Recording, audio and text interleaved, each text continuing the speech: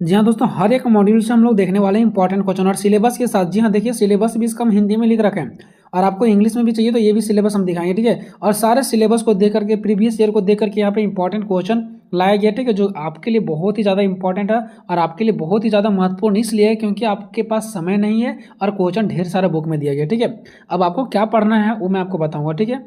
तो देखिए दोस्तों, सबसे पहले स्टार्ट करते हैं यहाँ पर हम सिलेबस से, ठीक है। अगर आप लोगों को सिलेबस देखना है तो भले आप लोग को यहाँ पे नहीं दिख रहा होगा, ये आपका इंग्लिश का सिलेबस है, ठीक है।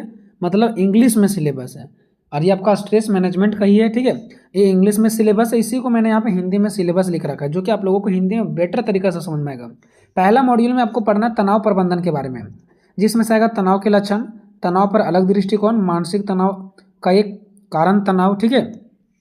मॉड्यूल 2 में आपको पढ़ना है तनाव के विभिन्न स्रोत, जैसे पर्यावरणीय स्रोत, सामाजिक तनाव और शारीरिक एवं मनोवैज्ञानिक तनाव। उसके बाद आपको मॉड्यूल नंबर 3 में क्या पढ़ना है, तनाव का मनोवैज्ञानिक नियंत्रण, जैसे तनाव को प्रभाव को कम करना, तनाव का जवाब देना, ठीक है। नेक्स्ट हमारा तनाव सहनशीलता को प्रभावित करने वाला कारक, ठीक है। चलिए नेक्स्ट पढ़ते हैं मॉड्यूल नंबर 4। मॉड्यूल नंबर 4 में आपको क्या पढ़ना, तनाव प्रबंधन, यानी कि विधियां, जैसे योग जो हम लोग करते हैं, ध्यान करते हैं, एक्सरसाइज, ये सब होता है, ठीक है। विश्राम तकनीकी, समस्या केंद्रित दृष्टिकोण और भावना केंद्रित दृष्टिकोण। आपको टोटल 4 ही मॉडल पढ़ना है, मतलब टोटल 4 यूनिट। जैसे अगर हम सिंपल भाषा में बोलें तो टोटल आपको 4 यूनिट पढ़ना है और बहुत सिंपल सिंपल होने वाला है। इसका आसान तरीका से आपको आंसर समझ में आ जाएगा, बहुत ही आसान। एक बार वीडियो देखोगे समझ में आ जाएगा, ठीक है। चलिए, ये हो गया आपका। अब यहाँ पे देखिए दोस्तों, ये 4 मॉड्यूल आपका हो गया। अब देखते हैं हर एक मॉड्यूल से इंपॉर्टेंट क्वेश्चन। तो सबसे पहले मैं आपको क्वेश्चन पढ़ करके दिखा देता हूँ कि मॉड्यूल 1 में कौन कौन क्वेश्चन है, मॉड्यूल 2 में कौन सा है, मॉड्यूल 3 में कौन सा है, मॉड्यूल 4 में कौन सा है। फिर हम बताएंगे आपको इंपॉर्टेंट क्वेश्चन, ठीक है। सबसे पहले बात करते हैं मॉड्यूल 1 से बनने वाले इंपॉर्टेंट क्वेश्चन। तनाव के लक्षण क्या होते हैं, तनाव के विभिन्न दृष्टिकोणों का उदाहरण सहित व्याख्या करें, एंड मानसिक तनाव में तनाव की क्या भूमिका होती है, मानसिक तनाव में तनाव की क्या भूमिका होती है और तनाव प्रबंधन क्यों महत्वपूर्ण है। ये आपका 4 क्वेश्चन है मॉड्यूल 1 से, लेकिन इंपॉर्टेंट कौन सा है इनमें से वो मैं जिक्र करूंगा। नेक्स्ट देखिए यूनिट नंबर 2। यूनिट नंबर 2 में 3 क्वेश्चन। पर्यावरणीय तनाव क्या होता है, इसका उदाहरण दीजिए। शारीरिक और मानसिक तनाव क्या है, इसके बीच अंतर स्पष्ट कीजिए। नेक्स्ट, आधुनिक जीवन में तनाव के प्रमुख स्रोत क्या हो सकते हैं, ये बताना आपको, ठीक है। बात करते हैं मॉड्यूल नंबर 3 का। मॉड्यूल नंबर 3 क्या है, तनाव के प्रभाव को कम करने के तरीके क्या हो सकते हैं। देखिए इसके बाद हम प्रीवियस ईयर का जो क्वेश्चन पूछा गया था वो भी मैं आपको बताऊंगा, ठीक है। तनाव के प्रभाव को कम करने के तरीके क्या हो सकते हैं, ठीक है। और देखिए दोस्तों, सबसे इंपॉर्टेंट बात ये है कि बहुत लोगों को ये कन्फ्यूजन है कि सर ये कितना मार्क्स का होगा, ऑब्जेक्टिव होगा सब्जेक्टिव, पेपर हिंदी में आएगा कि इंग्लिश में। तो देखिए दोस्तों, सबसे पहले मैं बता दूं कि ये माइनर पेपर है, ठीक है। और जो आपका माइनर पेपर है ना, टोटल 100 मार्क्स का होता है, जिसमें से आपका फाइनल एग्जाम 75 मार्क्स का होगा। यानी जो आप जाओगे एग्जाम देने के लिए वो आपका कितना नंबर का होने वाला है, 75 नंबर का होने वाला है, ठीक है। और ये आपका सब्जेक्टिव होंगे, लिखने वाला इसमें 1 नंबर का क्वेश्चन आएगा, 5 नंबर का आएगा और 15 नंबर का। जैसे आप मेजर पेपर दिए ना, सेम वैसा ये भी रहेंगे। और पेपर हिंदी इंग्लिश दोनों में रहेगा, जैसे मेजर पेपर होते हैं तो वैसा ये भी रहेगा। मतलब जैसे मेजर पेपर वैसे ये भी रहेंगे, कोई दिक्कत नहीं होगा इसमें, ठीक है।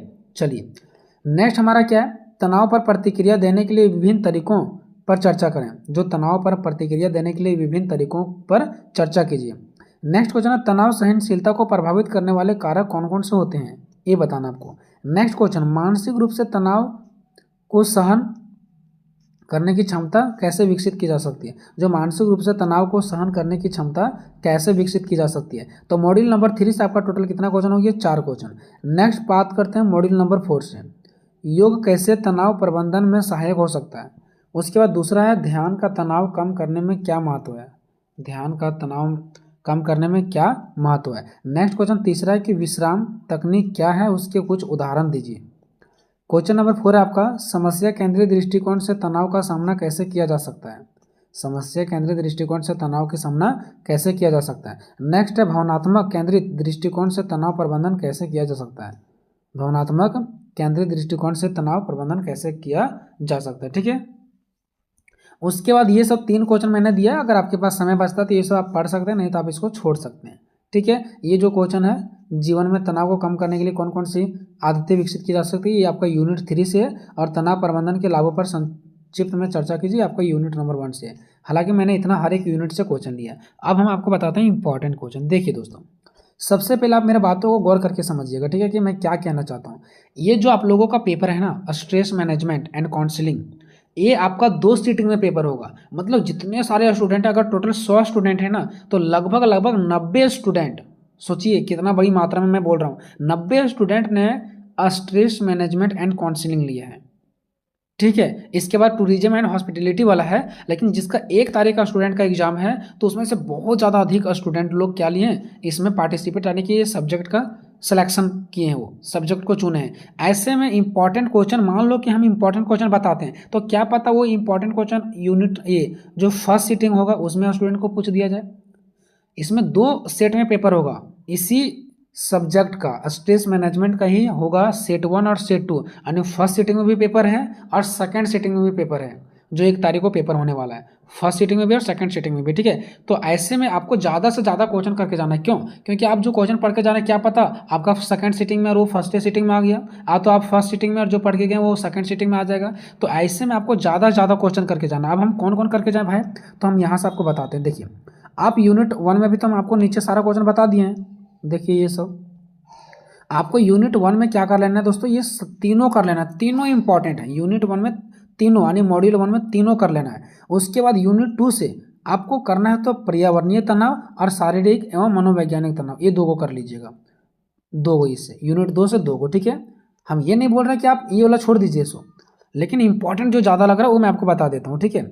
क्या पता कि मैं ये वाला इंपॉर्टेंट अगर बता दूँ अकेला, तो ये सेकंड सीटिंग में पूछ दे, फर्स्ट में पूछ भी नहीं करे, और अब फर्स्ट वाला अगर कोई स्टूडेंट पढ़ ले तो दिक्कत हो जाएगा। इसलिए जो इंपॉर्टेंट है, तनाव का मनोवैज्ञानिक, यानी कि ये मॉड्यूल नंबर 3 में, मॉड्यूल नंबर 3 में आपको क्या पढ़ लेना है, तनाव के प्रभाव को कम करने के लिए, एक तनाव को प्रभाव को कम करना और तनाव सहनशीलता को प्रभावित करने वाला कारक, ये 2 यहाँ से पढ़ लीजिए, इंपॉर्टेंट है। और नेक्स्ट इसमें पढ़ लीजिए योग के बारे में, ध्यान के बारे में और विश्राम तकनीक के बारे में। ये 5-5 नंबर के लिए मोस्ट इंपॉर्टेंट लग रहा है, मोस्ट इंपॉर्टेंट। और समस्या और भावना, ये दोनों में अंतर आपको पूछ सकता है, तो इसको अलग अलग से पढ़ लेंगे और इसके बीच में अंतर देगा तो हम कर देंगे। तो इस प्रकार से अब मैं आपको और भी कुछ अच्छी बातें बताता हूँ। देखिए, अगर आपको पूरी इंपॉर्टेंट क्वेश्चन पर पढ़ जाना है, ठीक है, तो जो क्वेश्चन का आंसर हम करवा रहे हैं वो पढ़ के चल जाओ, निश्चित तौर पर आपका अच्छा नंबर आएगा, क्योंकि हम वही क्वेश्चन करवाने वाले हैं जो इंपॉर्टेंट लगेगा और जो मैंने आपको बता दिया, ठीक है। प्रीवियस ईयर, सिलेबस, बुक, सारे चीज़ों को देख करके हम लोग इंपॉर्टेंट क्वेश्चन का आंसर करवाते हैं कि ये इंपॉर्टेंट हो सकता है, तो उसी चीज़ों को आपको करना है, ठीक है। वीडियो कितना इन्फॉर्मेटिव था आपके लिए कमेंट में जरूर बताइएगा। मिलेंगे नेक्स्ट वीडियो में, तब तक जय हिंद, जय भारत।